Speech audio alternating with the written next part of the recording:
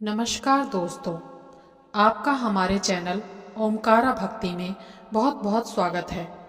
आज हम मोक्षदा एकादशी व्रत कथा सुनेंगे।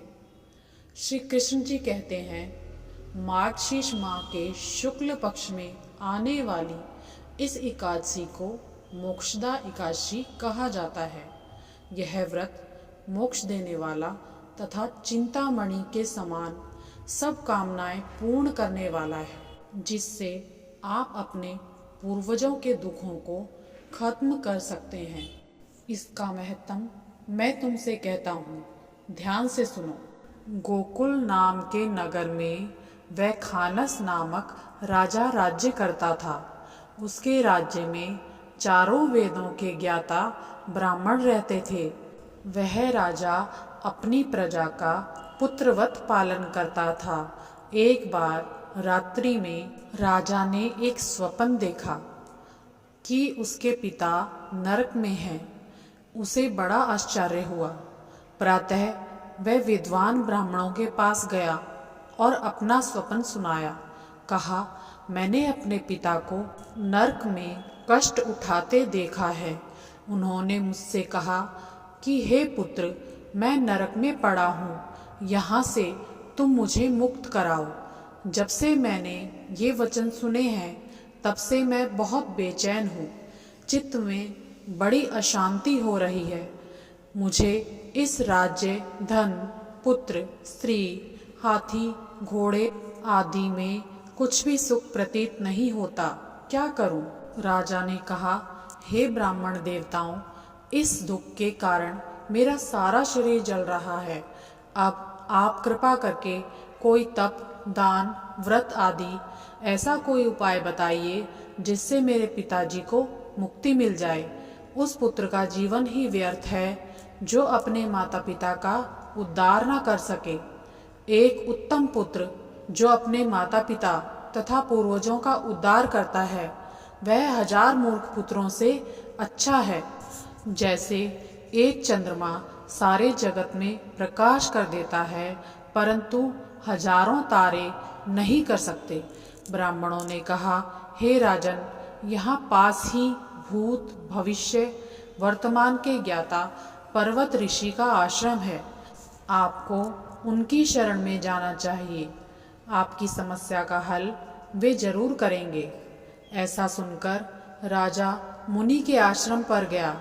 उस आश्रम में अनेक शांति चित योगी और मुनि तपस्या कर रहे थे। उसी जगह पर्वत मुनि बैठे थे।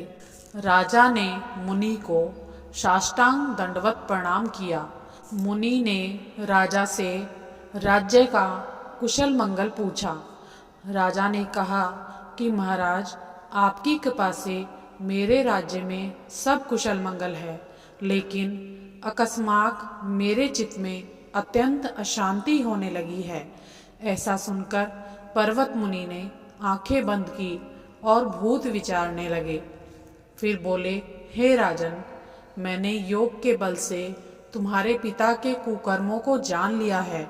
उन्होंने पूर्व जन्म में कामातुर होकर एक पत्नी को रति दी, किंतु सोत के कहने पर दूसरी पत्नी को ऋतुदान मांगने पर भी नहीं दिया।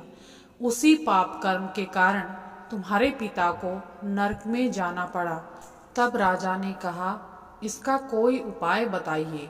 मुनि बोले, हे राजन, आप मार्गशीर्ष एकादशी का व्रत करें और उस उपवास के पुण्य को अपने पिता को संकल्प कर दें। इसके प्रभाव से आपके पिता की अवश्य नरक से मुक्ति होगी।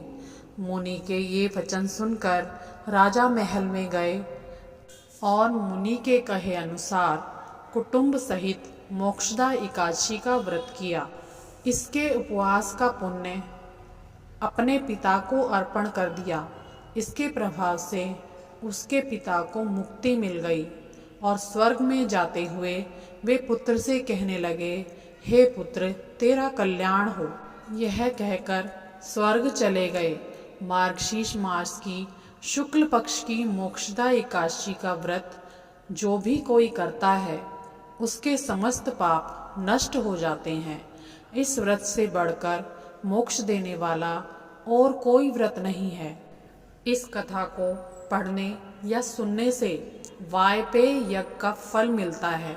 यह व्रत मोक्ष देने वाला तथा चिंतामणि के समान सब कामनाएं पूर्ण करने वाला है। जो भी इस कथा को सुनता है, पढ़ता है, दूसरों को सुनाता है और हुंकारे भरने वाले सभी की कामनाएं पूरी होती हैं। कैसी लगी आपको आज की कहानी? कमेंट बॉक्स में ज़रूर बताएं और ऐसी ही कहानियों के लिए हमारे चैनल ओमकारा भक्ति को लाइक करें, सब्सक्राइब करें। धन्यवाद।